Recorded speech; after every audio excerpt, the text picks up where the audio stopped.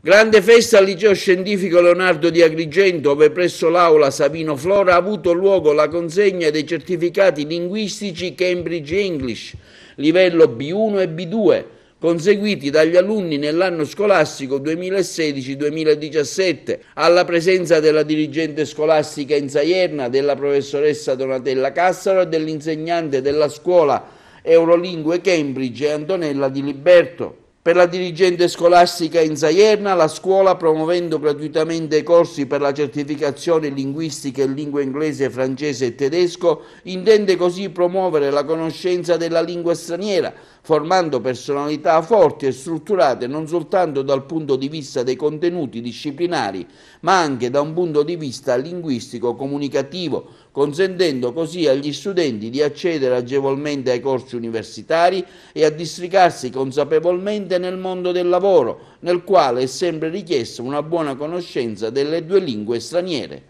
Un grazie a tutti voi che siete oggi qui e ringrazio le professoresse di lingua inglese che voi vedete qui al tavolo, la professoressa Lorrella, la professoressa Cassaro, e poi ringrazio tutte le altre docenti di lingua inglese e di lingua straniera perché hanno voluto fortemente organizzare questa giornata consegnando gli attestati in questa aula.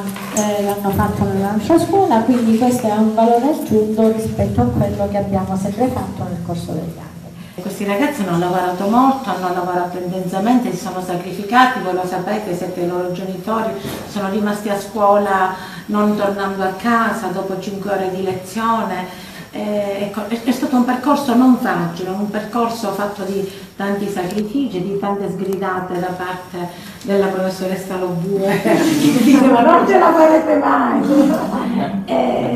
Però va anche detto, ecco, noi siamo veramente una famiglia in questa scuola. Le preparazioni per i corsi di certificazione linguistiche è il nostro fiore all'occhiello.